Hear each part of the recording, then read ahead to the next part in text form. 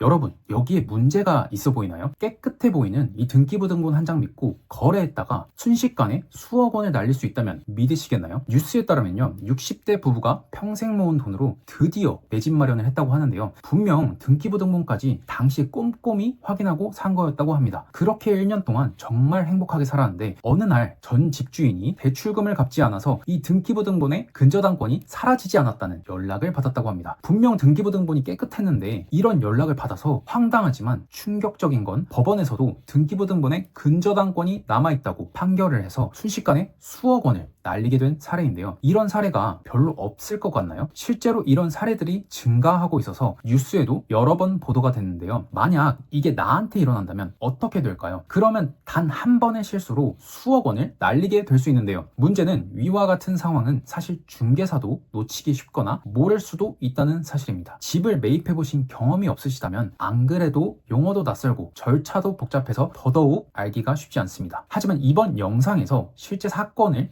자세히 다루면서 정말 누구나 손쉽게 예방하는 방법과 수억짜리 문제를 단돈 몇십만 원으로 해결하는 가장 확실한 방법 두 가지를 같이 알려드리도록 하겠습니다. 자, 앞의 사례는 결국 등기부등본이 깨끗한 걸 확인하고 매입을 했는데 1년 뒤에 문제가 생긴 건데요. 여기서 말하는 깨끗하다는 건 뭘까요? 등기부등본에 압류, 가압류, 가등기 뭐 이런 위험한 글자들이 없고 대출받으면 등기부등본 을구에 기록되는 근저당권이라는 글자도 없다는 건데요. 그럼 뭐만 남아있었던 걸까요? 앞에 보여드린 것과 같이 이렇게 소유자가 전 집주인이다 라는 사실 외에는 아무것도 없었던 건데요. 이러면 정말 누구나 심지어 중개사조차도 이 물건은 아무 문제가 없다고 할 확률이 높습니다. 근데 지나고 보니 전 집주인이 등기부등본을 위조했다는 건데요. 도대체 뭘 위조했는지 감도 안 오실 수 있습니다. 그리고 국가기관인 법원 등기소에서 관리하는 서류를 위조했다는 걸 믿기도 힘드실 거고요. 하지만 법원 등기소에서 등기 접수가 진행되는 절차를 들어보시면 이해가 되실 겁니다. 법원은 일방의 요청에 의해서 근저당권을 말소할 수 있는데요. 쉽게 말해서 집주인이 법원에 가서 나 돈 다 갚았으니까 근저당권을 말소해줘 하고 은행 서류를 위조해서 제출하면 받아준다는 말입니다. 아니 뭐가 그렇게 쉽게 된다고? 라고 하실 수 있는데요. 그건 우리나라의 등기제도가 형식적 심사주의를 띠기 때문인데요. 쉽게 말해서 형식만 갖추었다면 인정해주겠다는 겁니다. 그래서 사실상 등기부등본은 공신력 있는 문서가 아닌 참고사항 정도가 되어버린다는 점인데요. 왜 이런 상황이 발생하냐면 법원에서는 별도로 은행에 전화해서 확인 절차를 거치지 않습니다. 그래서 당연히 전 집주인이 사기를 치려고 마음먹고 은행 서류를 위조해서 제출하면 근저당권은 말소가 될 수밖에 없습니다. 집을 신규로 매수하는 사람이나 그걸 중개해주는 공인중개사로서는 당연히 등기부등본이 깨끗하니까 문제가 없는 줄 아는 건데요. 그렇다면 책임은 누가 질까요? 정말 안타깝게도 등기부등본은 공신력이 없죠. 법원에서는 근저당권을 회복시켜라 라고 판결을 내리는데요. 그러다 보니까 당연히 새로 집을 매입한 사람이 전부 다 책임을 질 수밖에 없는 구조입니다. 물론 전 집주인을 상대로 손해배상을 청구할 수 있는데요. 위에 말씀드린 사례도 그렇게 진행을 하려고 했으나 전 집주인은 이미 수배 중이고 도주한 뒤였는데요. 결국 손해는 집을 새로 매수하신 분이 질 수밖에 없게 됐습니다. 자, 이 문제에 대해서 법안도 발의됐지만 표류 중인 걸로 알고 있는데요. 왜냐면 사실 현실적인 문제가 존재합니다. 자, 첫 번째는 역사적 이유인데요. 우리나라는 일제강점기와 6.25 전쟁을 거치면서 수많은 지적공부와 등기부가 소실됐는데요. 지금은 정말 많이 좋아졌지만 한동안 누가 도대체 진짜 주인인지 알 수가 없었습니다. 이 상태에서 국가에서 갑자기 공신력을 부여하면서 정부가 책임지고 거래하라고 말하기가 사실상 쉽지 않았겠죠. 그리고 두 번째는 법원 등기소는 제한된 인력과 시스템으로 업무가 돌아가는데 등기부등본의 공신력을 인정하려면 실제로 양측의 의사를 일일이 확인을 해야 되는데요. 이런 내용을 하나씩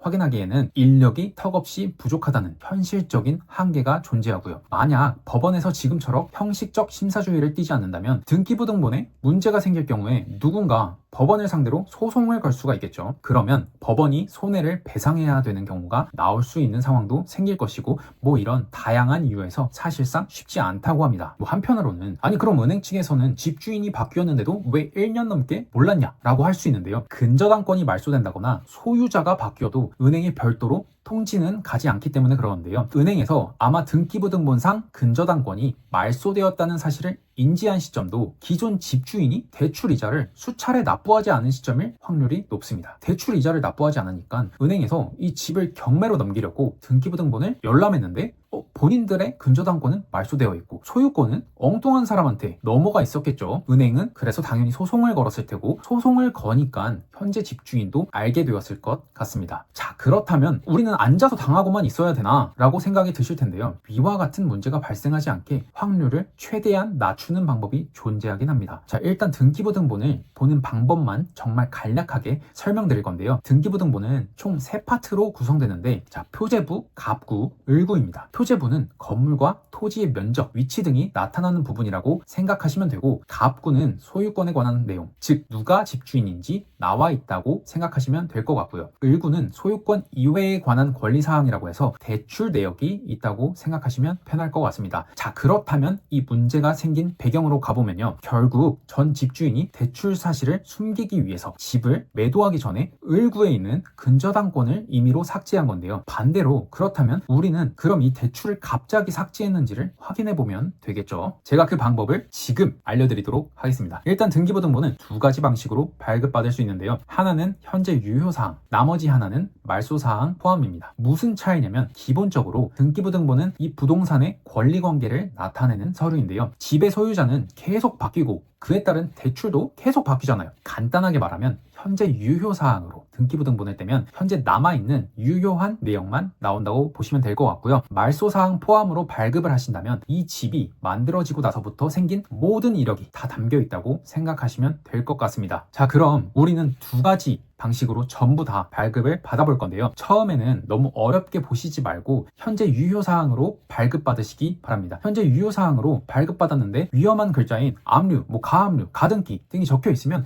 일단 굳이 그 매물은 건들지 말고 다른 깨끗한 매물을 보시고요. 만약 그런 글자가 없다면 그 다음은 근저당권이라는 글자가 있는지 보시면 되는데요. 말 그대로 어떤 은행에서 얼마만큼의 돈을 빌렸는지 나와 있다고 보시면 될 것 같습니다. 만약 근저당권이라는 글자가 있다면 이런 사례가 발생할 가능성은 매우 낮다고 생각하시면 될 것 같습니다. 왜냐하면 결국 대출 내역을 미리 없애고 전액 본인이 가져가려는 속셈이기 때문에 만약 근저당권이라는 글자가 있다면 대출 상환과 동시에 소유권 이전이 이루어지기 때문에 문제가 발생할 확률은 낮아지겠죠. 하지만 혹시라도 근저당권이라는 글자가 없다면 말소사항 포함으로 등기부등본을 한 번 더 발급받아 보시기 바랍니다. 말소사항 포함은 말 그대로 과거에 말소시킨 내용을 전부 다 포함하는 건데요. 만약 원래 있던 근저당권이 나랑 매매 계약하기 얼마 전에 갑자기 없어졌다? 그렇다면 한 번쯤은 의심해 볼 필요가 있습니다. 근데 급매물이다? 더더욱 의심해 볼 필요가 있습니다. 사기꾼은 은행에 들키기 전에 얼른 팔려고 하겠죠. 자, 이때 그래도 전문가가 아니시잖아요. 여기까지 확인했는데 의심 가는 부분이 있다면 중개사분한테 말씀드리기 바랍니다. 자, 지금 중개사분들도 놓칠 만한 포인트들을 직접 확인하셨고 그 부분을 중개사한테 알려드렸다면 나머지는 같이 확인해 달라고 하시면 도와주실 겁니다. 이런 건 사실 경험의 영역도 존재해서 중개사 업력을 한 번 더 확인해 보시는 것도 하나의 팁입니다. 이 사이트에 접속하셔서 이 중개업소는 몇 년간 유지한 건지 개업한 지 얼마나 됐는지를 한번 확인해 볼 수 있는데요. 그러면 아무래도 조금 더 경험이 많으신 분이 문제를 미연에 잘 방지해 주실 가능성이 높겠죠. 마지막은 정말 돈을 쓰는 방법인데요. 권원보험을 가입하는 방법입니다. 말 그대로 보험인데요. 화재보험이나 우리 보험들 많이 들잖아요. 등기 관련 문제가 생길 경우를 대비해서 만들어진 상품인데요. 비용은 매매가 5억 원 기준으로 10몇만 원이 발생하지만 제가 알려드린 대로 해도 불안하다.